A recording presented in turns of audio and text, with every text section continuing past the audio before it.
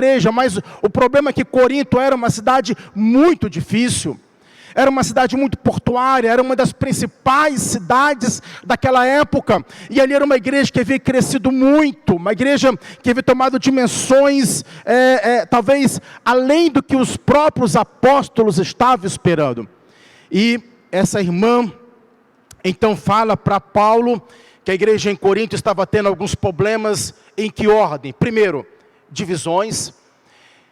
Estava tendo problemas de partidarismo dentro da igreja, estava tendo problemas na área de prostituição dentro da igreja, a ponto de um homem da igreja relacionar com a sua madrasta. Havia vários problemas nesta área. Então o apóstolo Paulo, ainda que estava em Éfeso, meus irmãos, mas ele escreve agora uma carta lá para a igreja de Corinto. Ele escreve uma carta, e nessa carta ele vai dizer, depois da saudação, ele vai dizer: rogo-vos, versículo 10, rogo-vos, porém, irmãos, pelo nome de nosso Senhor Jesus Cristo, que digais todos a mesma coisa, e que não haja entre vós dissensões, antes sejais unidos em um mesmo sentido e em um mesmo parecer. Queridos irmãos, Paulo aqui está apelando, veja bem, Paulo tinha já em mente um retrato de como a igreja estava. Ele poderia começar falando sobre outros problemas, mas ele optou em começar falando por este problema, porque ele julgou que este problema era um grande problema naquele momento. O próprio Jesus Cristo disse, irmãos, durante o seu ministério aqui na terra, que uma casa dividida, ela não subsiste. Um lar dividido, ele não fica de pé. Uma cidade dividida não subsiste.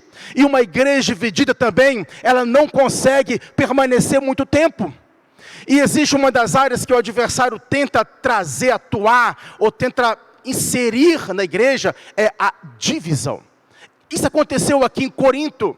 Em Corinto, meus irmãos, teve até proporção um pouco mais elevada, porque a igreja de Corinto começou a cultuar as personalidades.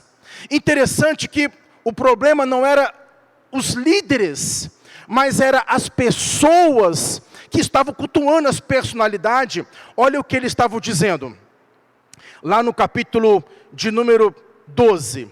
Quero dizer com isso que cada um de vós diz: eu sou de Paulo, eu de Apolo, eu de Pedro, Cefas, e eu de Cristo.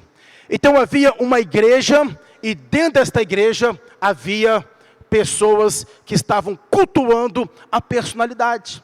Interessante que a igreja católica romana, ela estabeleceu o papismo, os irmãos sabem disso.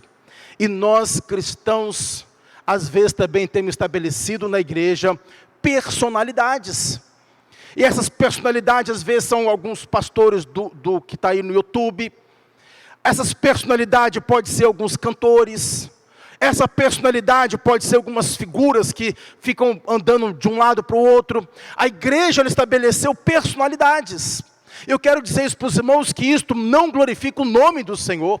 É muito complicado quando nós colocamos ou centralizamos muito as coisas em uma pessoa, porque isso vai atingir logo de início o sacerdócio universal. Não existe, meus irmãos, mais uma figura centralizadora na igreja.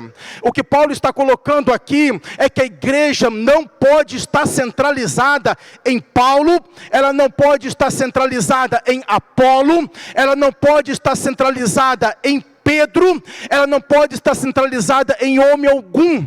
A igreja, ela tem de ser seguidora exclusivamente de nosso Jesus Cristo, meus irmãos. Mas nós, às vezes, temos esta cultura, nós temos esse costume, de levantar no nosso meio, de levantar no meio cristão, personalidade, pessoas que nós achamos que ela tem uma aproximação maior com Deus. Aquela pessoa, ela tem uma aproximação maior com Deus. Eu quero dizer para os irmãos que isso não existe mais no Novo Testamento. Não há uma pessoa aqui, irmãos, que tenha uma